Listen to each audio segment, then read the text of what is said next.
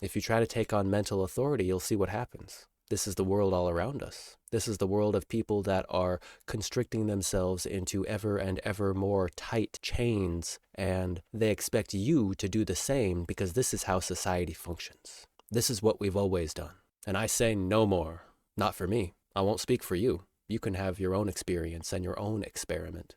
I know that for me, I cannot sacrifice my truth to play pretend with people who don't even want to hear my truth. I must live as myself. I must be myself. There is no other way, at least for me.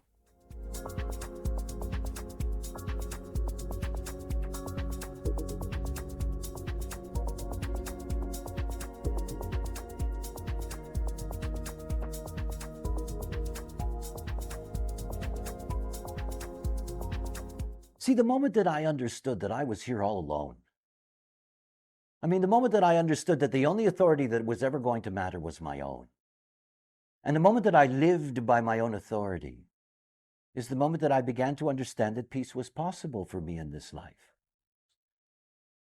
I have an open emotional system. I have an open root system. You can see my design there. Right? I have these 3 open motors. I had a very powerful not-self. Avoiding confrontation and truth, never knowing when enough was enough, always being under pressure, thinking about all kinds of shit that did not matter, and meeting absolutely nothing but resistance in my life. Nothing. And it was infuriating because I was smarter than anybody else and my life was a mess. And I looked at them and I thought, what's going on here? And I had no peace. Just anger. Just anger.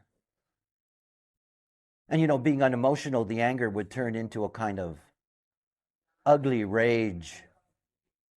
I can remember those moments. Unbelievable. To be so out of control. And it wasn't me and I didn't know. This is the great tragedy in this life, is that human beings walk around and nobody has ever taught them about themselves. Let alone our children. Human beings don't even know how to operate in their own vehicle. All the stuff that we were taught by our parents and our teachers, most of it was just lies. Most of it had nothing to do with what we were or are. I have great empathy for every generator because they're raised to be manifestors and they're born with frustration. Their whole life it's frustration. How painful that is. See, it's about oneself. The peace for a manifestor doesn't come from playing the game with the other. That just reduces the resistance. It makes it easier for us to be social. The key is our authority. We're all cursed by mind. The smarter you are, the deeper the curse. This is what mind does. It is not here to decide for us. It is not here to rule our lives. It is not here to control our movement in this life. You see, the real change for me wasn't when I began to play the manifestor game of informing. That has simply given me my power in terms of my relationship to my environment. What changed for me was that I started to live existentially. That's my design. I'm a splenic manifester. I only know what I know in the moment. And I can only trust what I know in the moment. Nothing else. It took me a long time to back away from the power of this mind and thinking, well, if it's so smart, it must know how to run my life. And then I look back and realize even the thought of that is ridiculous. My mind did a horrendous job in my life, for me. Horrendous. And then came this magical thing, this breaking away from mind running your life. The moment that I had the freedom to just sit in this experience of now and begin to understand how profound that was for me. That I didn't have to think about what to do, what to say yes or no to. I didn't have to work out elaborate strategies for this and that. I didn't have to torment myself. For the first time in my life, I began to look out of these eyes and see.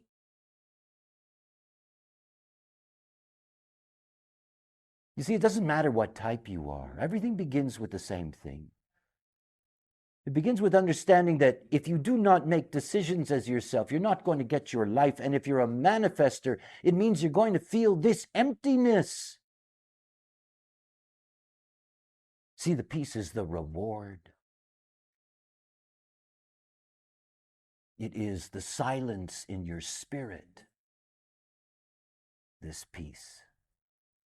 It's about not having to feel like you must demonstrate. It's about learning to see that others do see you. They do. And it's about understanding that the moment that you're correct within yourself, you know how to meet that other. We are, as manifestors, here to impact the other, and we're here to impact them with our outer authority. This is the whole thing to understand about the nature of mind. It's not like mind is waste. It's wonderful. It's beautiful. My mind's good for you. Your mind may be good for me. That's what it's about.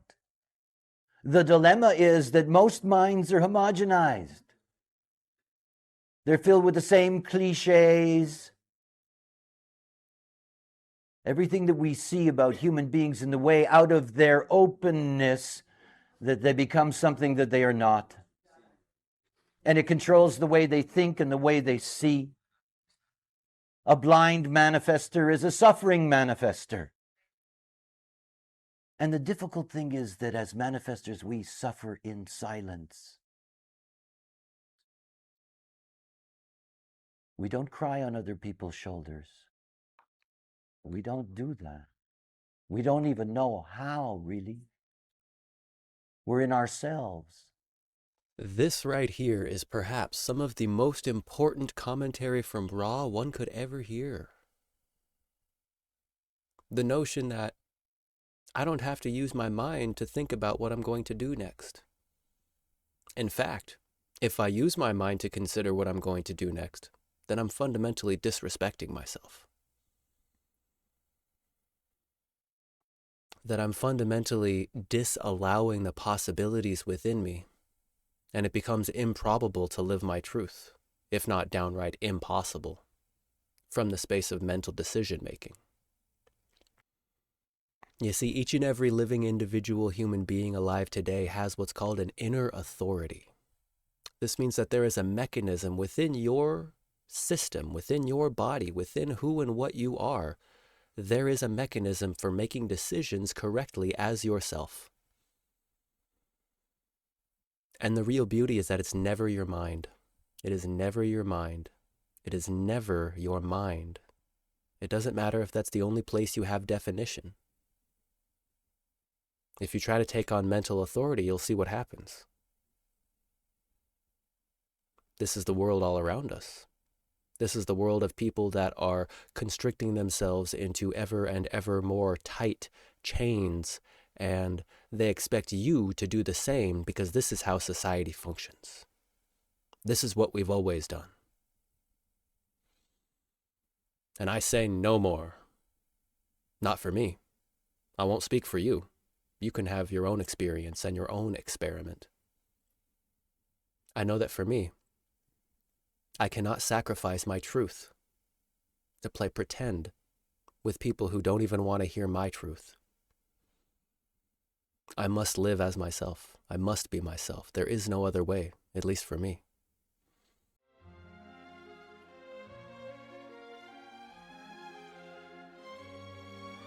The biggest problem I was having was getting my head wrapped around all of the content and all of the information held within the human design system.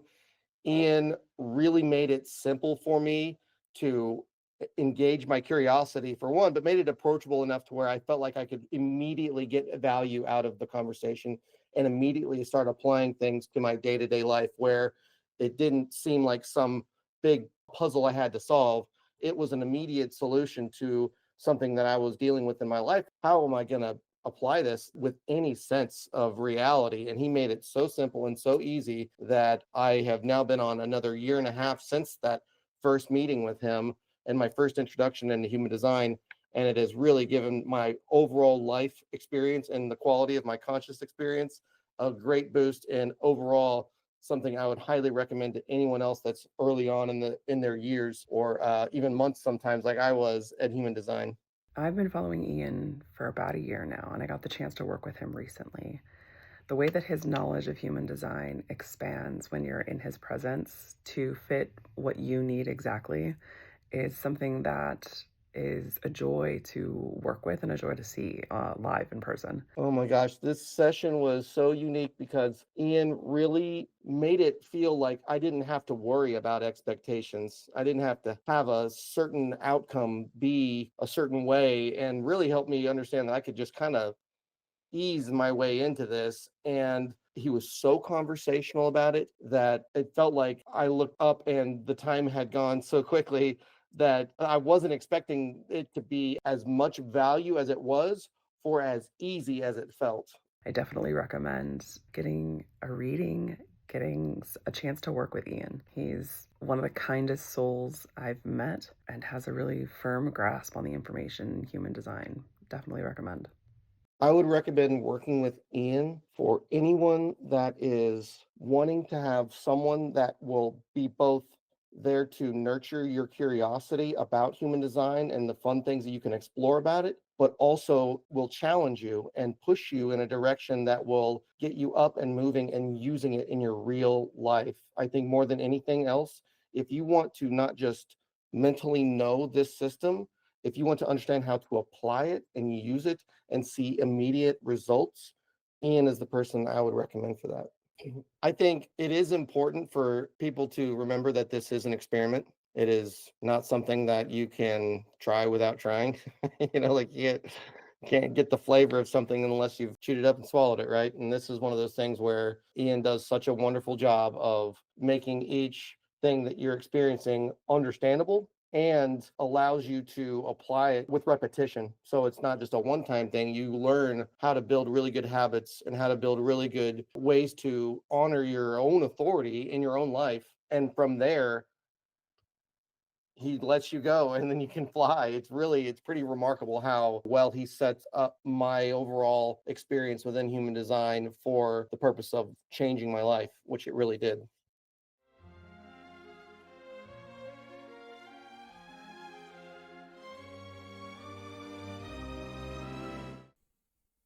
And what that means is that I have to wait for clarity.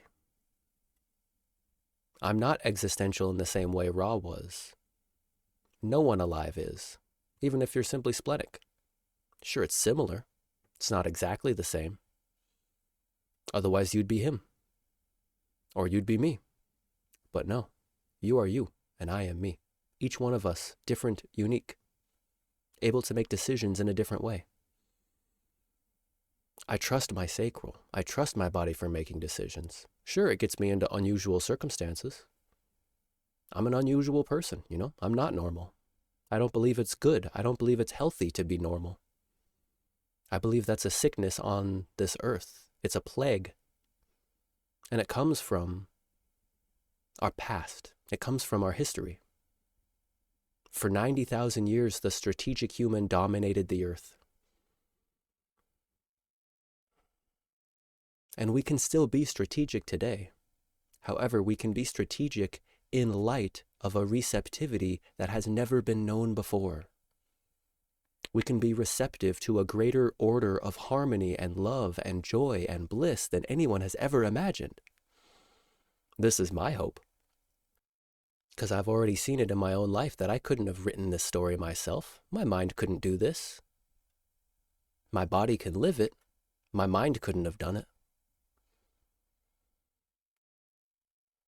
My mind is only good to let you know what I see, what I think, what I feel. And then that goes into your system. And perhaps if you're a generator, you can respond to me and share what you see, what you think, what you feel. And in doing so, in sharing your perspective with me, you have enriched my life. You have enriched my awareness. Which is what my goal is with this entire channel, is to enrich your awareness with my own outer authority, to share my truth with the world, so that at the very least, there is one more gift out here being unwrapped, one day at a time, one breath at a time. You know, I'm an emotional authority being. This means I have to wait for clarity.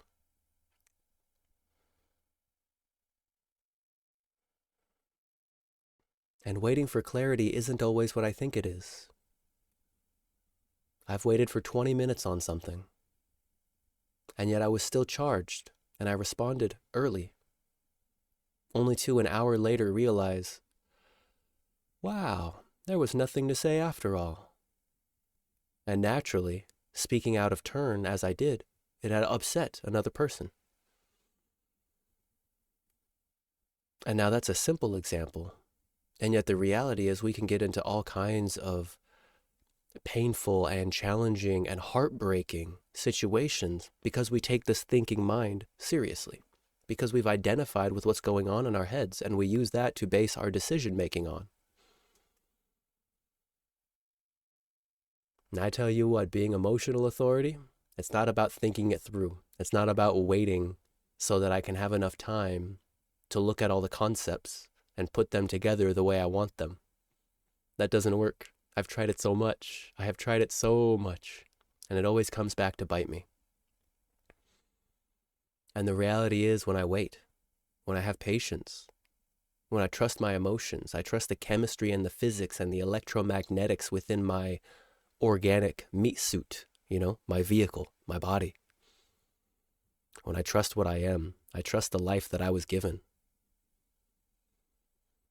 Life unfolds in a way that I couldn't have predicted. And I get to see it happen again and again and again. It's astonishing. It's never what I expect it to be. I'd like to believe I'm getting closer and closer and closer to my own probability perspective and out of the possibilities. Because I get lost in possibilities and anything's possible. It goes on forever. It doesn't go anywhere. And over time, the possibilities become more or less probable, more or less likely to happen this or that way. And this world is continuously conditioning me to learn about what is actually probable or not. And all I know is that I've been trusting my inner authority for almost 7 years now, and I wouldn't have it any other way. If you have enjoyed the show and would like to learn more about how all of this applies specifically to you, then kindly refer to the link in this video's description, Private Consultation. Here, we can dive into all of the details together in a recorded call. May your signature vibration of satisfaction, success, peace, and surprise find you in a good way.